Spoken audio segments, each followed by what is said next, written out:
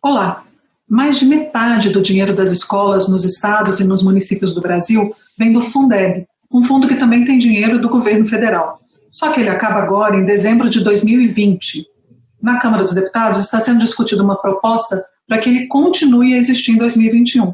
Quem vai nos explicar é a deputada professora Dorinha Seabra Rezende, do Democrata de Tocantins, que é a relatora dessa proposta. Como vai, deputada? Eu estou bem e estamos num trabalho incessante para a aprovação desse novo Fundeb. E o que eu acho que é importante é destacar que esse Fundeb acaba em dezembro e a nova proposta, que é uma emenda constitucional, torna esse Fundeb permanente. Ele vai para o corpo da Constituição e, como você disse, a União coloca uma parte de recursos, mas o maior volume de recursos, ele vem de estados e municípios. São eles responsáveis por 90% dos recursos que mantêm o Fundeb. E o que nós estamos propondo nesse novo texto é que, além de permanente, ele seja mais democrático, ele possa chegar a mais municípios e mais estados, e a União também, gradativamente, a partir do primeiro ano, 2021, vá aumentando de 10% até chegar em 2026, com um total de 20% de complementação, ou seja, ela vai dobrar a sua complementação de maneira gradativa, mas estará presente no financiamento em mais municípios e em um maior número de estados. Deputada, é por causa da participação da União que esse fundo é tão importante, se ele também tem dinheiro de estados e municípios, por que ele é tão fundamental e todo mundo fala sempre nele, quem discute essa área de educação? Olha, porque o Fundeb, como você disse, ele é responsável por 63% do financiamento. Nós estamos falando de 40 milhões de alunos. E o que é importante é que esse fundo, ele é um fundo contábil, que acontece em cada um dos estados.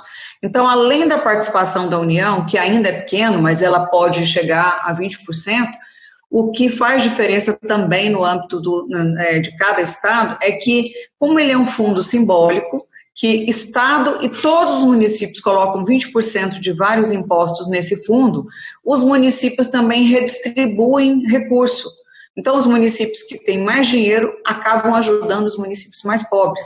E o Estado também, além do Estado manter a sua rede, as suas escolas, seu atendimento no ensino médio, mas os estados também redistribuem com seus municípios. Para você ter uma ideia, se ele deixar de existir, muitos municípios vão fechar as escolas, porque eles não vão ter dinheiro para pagar professor, não vão ter dinheiro para pagar a merendeira, o pessoal que dá apoio à escola.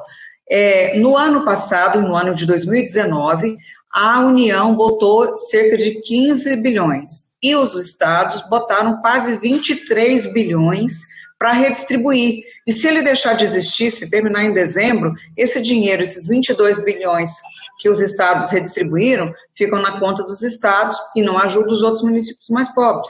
E da mesma forma, muitos municípios que têm uma maior arrecadação, têm um volume maior de recursos, vão deixar de ajudar os outros municípios.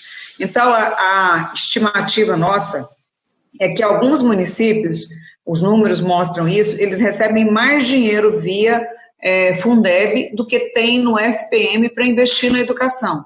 Então, seria um caos, além de ser um modelo de pacto federativo, né? Quando a gente coloca que o Brasil é um país federativo, em que os estados, municípios e a própria União vão fazer uma ação colaborativa e redistributiva para a educação, nós estamos falando do Fundeb. Ele é estruturante, ele mantém a educação básica e, em muitos casos, 100% do fundo, ele é hoje utilizado, inclusive, para remuneração de pessoal. Então, seria realmente um caos para a educação pública brasileira. Deputada, e se o Fundeb é tão importante, vai acabar logo agora, ele está sendo discutido já há algum tempo, né, essa prorrogação. Por que a prorrogação ainda não foi aprovada? O que é a discordância? O que está difícil aí de chegar, né, num consenso para aprovar o projeto? Olha, a PEC é uma PEC da deputada Raquel Muniz, de 2015, ela foi instalada em 2017. 2018 nós não votamos o texto porque teve a intervenção do Rio de Janeiro, e aí nesse outro, recomeçamos em 2019, no novo governo, o funcionamento da comissão fez várias audiências públicas, e eu atribuo a uma grande dificuldade. Primeiro, o ex-ministro da Educação não deu importância para o tema, então o MEC não se envolveu no debate de maneira colaborativa. O próprio governo federal tem dificuldade de lidar com o financiamento do Fundeb, que é, na verdade, uma subvinculação. O ponto hoje de maior debate do governo federal é a complementação.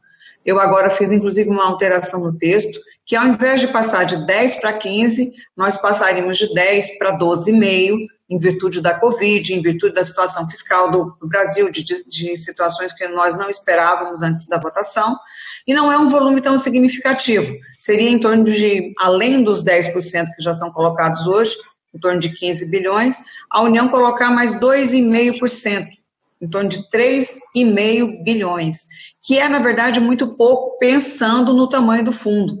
Então, eu acho que é um pouco essa ideia da União entender o quão estratégico é, né, e até respondendo à própria demanda, o próprio compromisso que o governo Bolsonaro colocou de priorizar a educação básica. Nós estamos falando aqui das crianças, de manter as creches, o ensino fundamental, o ensino médio, que é o antigo segundo grau, e toda a parte de escolarização que acontece para atendimento de mais de 40 milhões de pessoas no país. Então, eu acho que é esse enfrentamento necessário e que nós esperamos que agora, que o novo ministro da Educação dê uma importância diferente para o Fundeb, porque nós estamos falando de fechar escolas.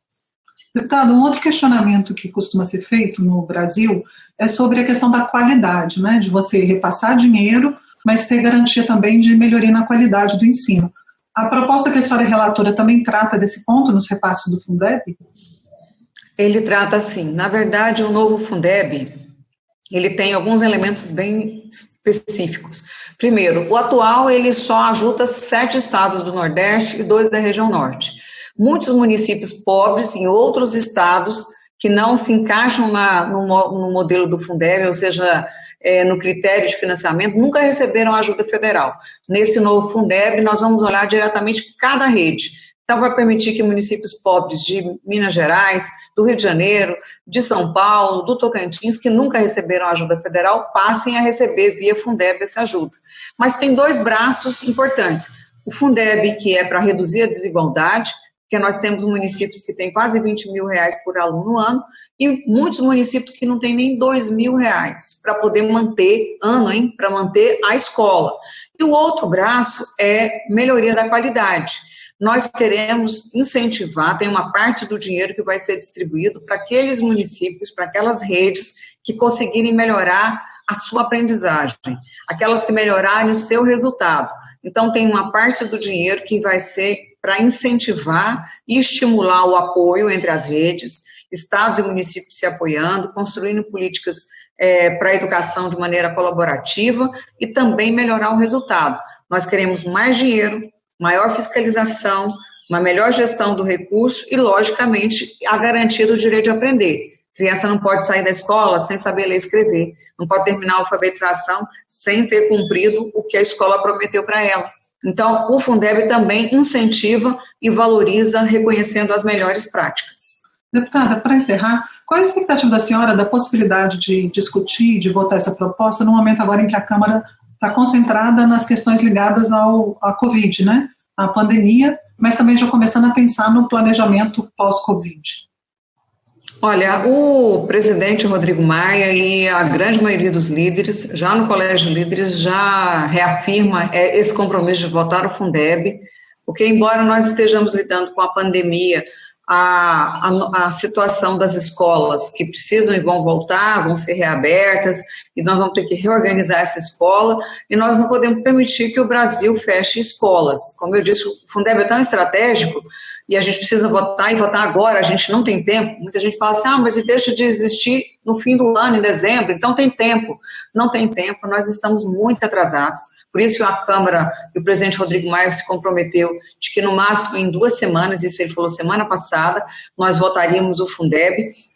Já existe um entendimento da grande maioria da casa, da urgência de votar o Fundeb, é uma PEC, uma emenda constitucional, precisa ser votada em 2 turnos, e ainda tem a lei de regulamentação, que precisa ser votada esse ano. Essa lei vai dizer como é que o dinheiro vai chegar efetivamente, e os orçamentos públicos, ao serem elaborados neste ano, já precisam ter o desenho de como vai funcionar a redistribuição desse volume de recursos, que hoje, dos 25% que estados e municípios têm que aplicar na educação, 20% ele é colocado nesse fundo que nós chamamos de Fundeb. Então, ele é muito importante a sua votação de maneira bastante urgente, para que a lei também seja votada e que os orçamentos públicos sejam adequados, os sistemas financeiros de estados e municípios e da própria União sejam reorganizados. Então, a gente está, na verdade, atrasado. Acho que por isso que o Congresso, independente da situação da pandemia, vai votar o novo Fundeb.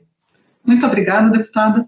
Nós conversamos com a deputada professora Dorinha Seabra Rezende, do Democratas de Tocantins, que é relatora da proposta do novo Fundeb, o fundo que garante dinheiro para a educação básica nas escolas dos estados e dos municípios. Até a próxima.